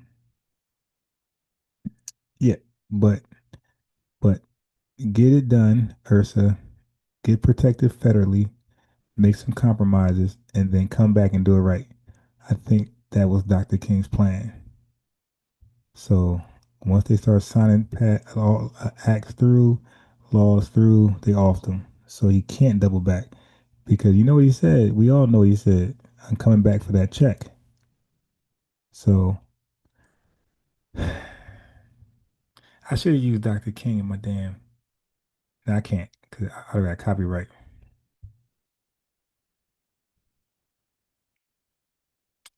Life says they who wish to save their lives will lose it. Um, I am six said really I found that amazing. Yeah, man. Don't forget they were living under legal segregation, legal discrimination. It was legal to discriminate. They could look at your color and say, "No, I'm good." Look at your hair, look at your nose, eyes, lips, and say, "Nah, I'm good. You're not getting this job. You're not getting this loan." Why? Because you don't look like me. You don't look white. You don't look Anglo-Saxon. You dig? And they could say that and nothing happens. So our ancestors like, hey, let's just get something passed where that stops, and then we can double back and fix it. And those white people are like, yeah, yeah, yeah, you can double back, yeah, yeah, yeah, just get something pushed right now, come back and double back, and we'll fix it. Man, they assassinated Dr. King so fast. And then what happened? You know, who took his spot? Nobody. Nobody took off. Nobody took where he left off at. He left off at, I'm going to come back and get a check. The people who took over from there was a bunch of coons, like in Cobra and Narc. Coons and Tethers took over after that. We have a couple decades that Hustle the Network. crack epidemic. These other attacks by I also never said freedmen can also apply to white people and some with the $5 Indians. Enemies destroyed us. Then we have another a decade or more of mass incarceration that took our brothers off of the streets and out of the homes and put them into the prisons to feed the prison industrial complex. So we are trying to. Yeah. The Slavs were the first slaves over here. They failed miserably. And then once chattel slavery happened, that permanently changed the definition of slavery. Slavery is no longer have to do anything with indentured service. Once chattel slavery happened, that became the new definition of slavery. Recover from those attacks and those wounds and those injuries. But we know politics, and what we're doing is just sounding the horn, beating the. You said, I saw that there was an IBM sighting. He in here trolling, clout chasing. And organizing our people again. We know politics. Just stay tuned. All right, I want Josh to respond, but I brought one of the brothers in from out the chat. He, if I'm not mistaken, he has a debate against our reparations claim or our reparations push. I'll let him clarify when he comes on. But brother Josh, make your point real quick, and then the brother is in, so he's on the live stream right now. Brother Victor, go ahead, Josh. Yeah, well, I've seen the one comment said we are weak at explaining progressive politics. That's not the purpose of the show. Yeah, no, it's all good. I mean, you have to go back and look at so many other shows to, and with issues that pertain to our uplift. Just get sliced up when they give you information campaigns out here. So but we are in the position we're in. We need that. We show talking about how back and watch some of these old shows, because it's we need to be elbowing our way to the front. We are, and then they're able to do certain things and commandeer. The other day, the brother that's with Derek Johnson with the NAACP, he said that all folks bots. Again, let's progress to us being right, to us on blast, to parlay that to enough pressure to go from. Now let me say particularly in Cobra and NAR. First, I'm going to say peace. I appreciate the reparations argument going, and getting a bill drafted but 2015. How many co-sponsors did HR 40 have in 2015? I imagine one of them was 2019. They feeling the heat. How many co-sponsors as of right now, Congress? That's politics. That's ADOS putting the pressure on. Because what do politicians respond to? Money and pressure. We put the pressure on. So I don't understand when you talk about we don't do pressure, progressive politics. We're doing what we got to do, and then we just got to keep building from there. You parlay that into the HR 40 hearing. Then we go from there. The Byron Allen case, like all this kind of stuff, man. Like we moving. And we're driving the conversation. We may not have the numbers in the street, but they moving. Politics 127 co-sponsors. From 2019 when they introduced how many co-sponsors as of right now? That's Kanye, the dude who ran the HR 40 having 20 on Congress, right, for building up and keeping the reparations argument going.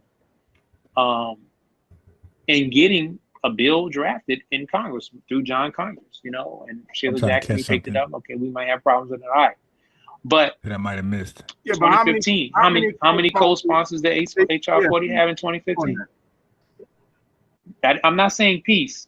I'm saying they had 2 co-sponsors. And I imagine one of them was Kanye, the dude who ran the bill. Now, fast forward to 2019, okay, when ADOS is pushing. ADOS is putting the pressure on. They feeling the heat. How many co-sponsors as of right now? From 2019 when they introduced HR 40 for the 2019 Congress, how many co-sponsors did they have then? 127 co-sponsors. That's politics. That's ADOS putting the pressure on. Because what do politicians respond to? Money and pressure. We put the pressure on. So I don't understand when you talk about we don't do progressive politics. You see, so the young dudes giving ADOS their credit, their flowers. I mean, we're doing what we got to do, and then we just got to keep building from there. You parlay that into okay, the HR 40 hearing. Then we go from there. The Byron Allen case, like all this kind of stuff, man. Like we moving, and we're driving the conversation. We may not have the numbers in the street, but they feeling us. And I'm about to hop off, y'all. So I just wanted to share that. All right, you have a Senate companion bill because of the ADOS, a Senate companion bill that you never had in all of the time that HR 40 has been around, which was about 30 years. So even with everything that NARC and Cobra have been doing, they only had 2 co-sponsors until ADOS came and began their push. And then they never had a Senate companion bill, which you have now coming from Corey. So put some respect on ADOS names. Okay, I be trying to tell y'all, fall back and let FBAs do their thing. We ain't gotta get along personally. We don't gotta be in each other's spaces. We ain't gotta be in each other's faces. But let us work in different angles, and you know what I mean. Let's not get in each other's way. As long as we're on code, and let us work. So ADOS is putting in work. Book and inside of the Senate with like 20 something co-sponsors as well. I'm just saying it is what it is. But go ahead. Brother Victor, introduce yourself and tell the people why you may disagree with what we're talking about when we speak about reparations. I mean, what's your issue? You know, break it down. Let us hear it. Peace. Can you hear me? Yes, we hear you, brother. Okay. All right. Peace to the family, man. And great show. I've been listening for like a month now. Y'all see me in the chat sometime, but great show. But anyway, let's get into it. Mm-hmm. I got 2 issues that I could come up with reparations. And I'd just like to hear y'all. Look at the chat real fast. Freedmen can also apply to white people. Whites wish to save their lives. Arab people gave their lives, right? I am 6 says, he tagged me. He said, damn, I missed it. I was gonna read it. IBM, you in here cloud chasing still, man?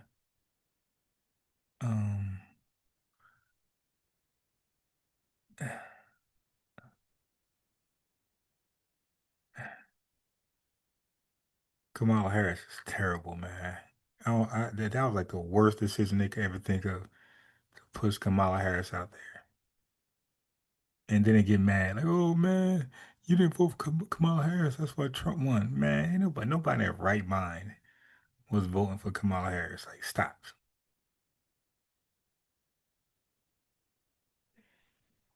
Sounds Bantu said investigative Ron is figuring out what happened to us.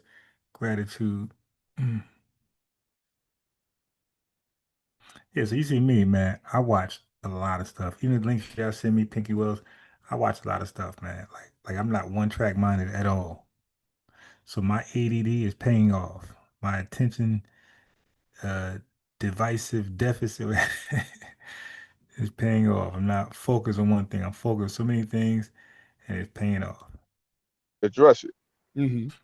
Now, the first issue is, white folks gonna lose their damn shirt. So, if you looked at the interview with, or listened to the interview with Obama, I found it. I am 6 said, Ron, the amazing comment was for him. Or I was talking about the issue with FBA News. Ta-Nehisi Coates. Obama said, well, the foreigners are not going to like it if we do this. But he basically was saying white folks are not going to like it because they don't know what the white folks' reaction is going to be to it. Any other time in America they had some type of issue, or white folks had an issue, their most opposition have come from themselves. So if you talk about Boston Tea Party, Revolutionary War, Civil War, they just don't know how the other white folks are going to react to it, and nobody's addressing that part. So that's the first problem I have with it. We have to address the white backlash that's going to come from us surpassing a lot of white folks with just a stroke of a pen. So I don't know if you want to address that part first. And then Yeah, let's do one question. Okay. Oh yeah, one question at a time. I can answer that one. Okay, so he's concerned about white backlash. Okay, this is fear-based defeatism. Right? This is coon talk. Okay, Japanese American reparations faced opposition but succeeded. White folks wasn't happy with that either. Okay, justice isn't contingent on white comfort. Equal protection under law requires remedies, even if opposed. Black Lives Matter, I Can't Breathe, all those things white folks didn't approve of, and we still went with it. So that's just coon talk. I'm not gonna do any more of that. Okay. So commercial. Okay, this is called family. This is called cut the check. This is the reason why I'm live tonight so damn late. Okay, making this right here, and I wouldn't accept anything but fire. Right? I had other songs, other beats, other lyrics, and I just wasn't set on it. And I wanted to give up because I wanted to go live. So I'm like, damn, I'm gonna go live late because I can't get the right beat. I can't get the right instruments, the right hook. I can't get nothing right. And I was like almost going to say, man, let me just put any song through and then just for tonight. And then I won't save it. I just, get it right in the morning. But I stayed with it because I'm one of those weirdos, like a perfectionist. I stayed with it. And once I heard it, I knew I had it. So this is it right here. This is called Cut the Check. No, no, no.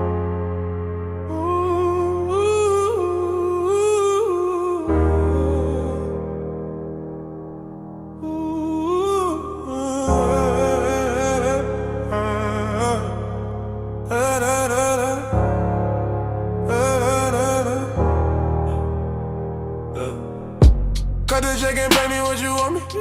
No more pants can talk, nah, nah, nah. No more pants can talk, blah, blah, blah. Cut the check and pay me what you want me. No more pants can talk, nah, nah, nah. No more pants can talk, blah, blah, blah. You stole us, you sold us, you owe us. It's my money and I want it now. It's my money and I can spend it high. You pocket watching, stop pocket watching. Cause my pocket's popping. You watch us get raided and you watch us get slaved. Now watch us get paid. Cut the check and pay me what you owe me. No more pants can talk, nah, nah, nah. No more pants can talk, nah, nah, nah. Cut the check and pay me what you owe me. No more pants can talk, nah, nah, nah. No more pants can talk, blah, blah, blah. You stole us, you sold us, you owe us. It's my money and I want it now. It's my money and I can spend it high. You pocket watching, stop pocket watching. Cause my pocket's popping. You watch us get raided and you watch us get slayed there. Now watch us get paid.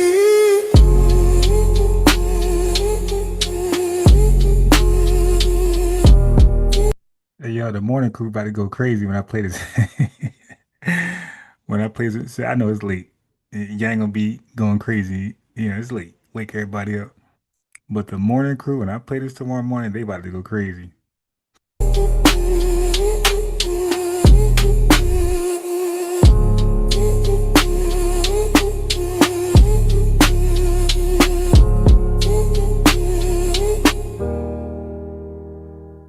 You stole us, you sold us, you owe us. It's my money and I want it now. It's my money and I can spend it how. Yeah, I was being humorous. The JT Wentworth commercial is my money and I want it now.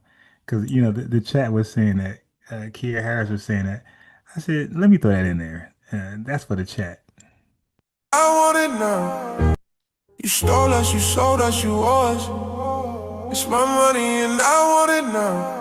It's my money and I can spend it how. You pocket watching, Stop pocket watching, cause my pocket's popping. You watch us get raided, and you watch us get slave law. Now watch us get paid.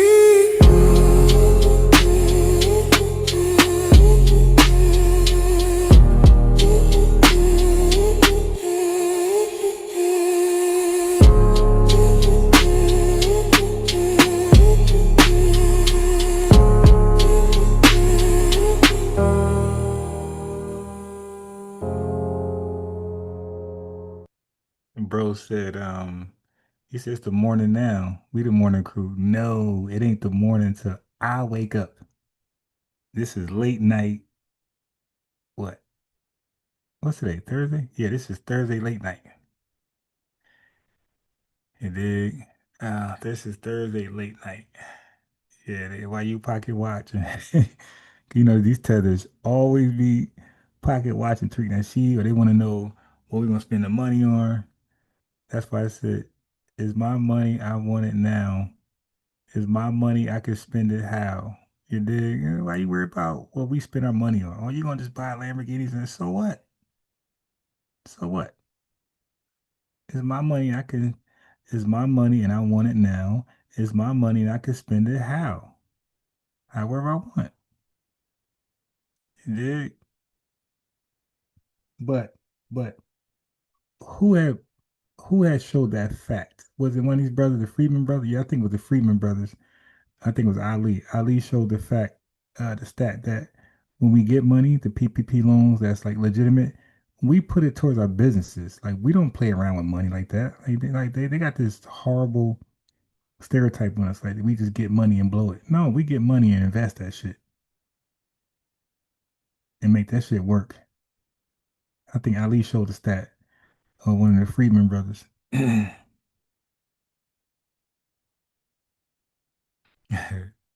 Sleater American Indian.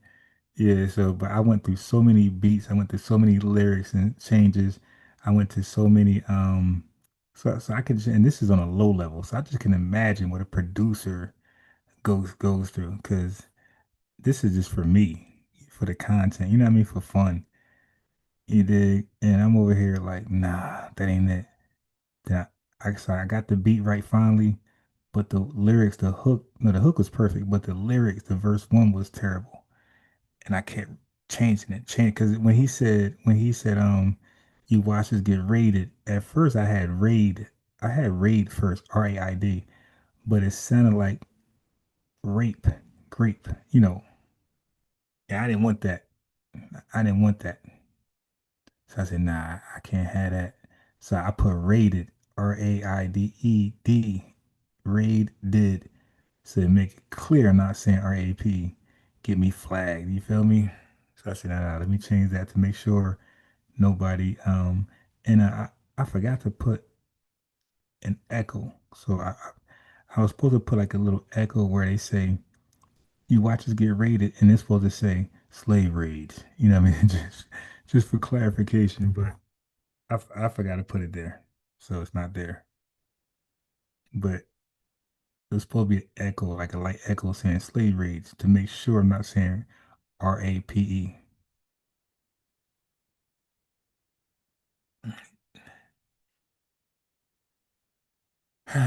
But that's it, family. That's it. This is a quick little fun live to pick on our Freedmen brothers, BTP, Be the Power.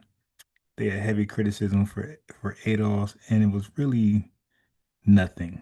Like they was really chasing. They really had nothing. ADOS is solid in politics. They really had nothing. They had to like kind of chase a little bit, gaslight, but they really had nothing sound. So the polls, the most polls, 69% says get Naeem more here. So I'm going to text him, let him know he's invited, and I'm gonna come up with some things we can talk about. And I'm gonna let him do most of the talk. I'm gonna ask the questions, and he can go in. All right. Drop on iTunes. What? I was thinking. This is what I was thinking. I was thinking like if the music get like a certain amount of views, then that's what I was thinking. Like, maybe I'll do that then. But right now I'm having fun Then I got 100 views. You know what I mean? It wasn't nothing crazy. But maybe Kier Harris, I will look at how to do that. That might be a good idea. All right, family, I'm out of here. But I realized that I'm better with the songs than I could rap too. The rap was dope. You know, we the only black people. Y'all only eat cat, eat bat people. The rap was dope. But when I make, cause all these songs, I make rap versions first. So I make a rap version, I make an R&B version, then I see which one sounds better. And so far, all the R&B versions sound better than the raps, except for the first one. So I'm like, maybe I should just keep doing the rap. I mean, the R&B stuff. All right, let me get out of here. I'm talking low, and my son kept waking up here and there. So my luck, he's gonna wake up for good. So family, see y'all in the morning. This ain't the real morning, bro. The real morning is when I wake up and it's daylight. All right, family, we out here. Appreciate y'all. It was fun rocking with y'all this late night. See some of y'all in the morning. Peace. Make sure y'all tap in because I'm trying to get everybody on the live as much people as possible. 'Cause I'm understanding that everybody's not getting a notification bell at the same time. Like so, YouTube is like being selective who get it, who doesn't. Okay, family.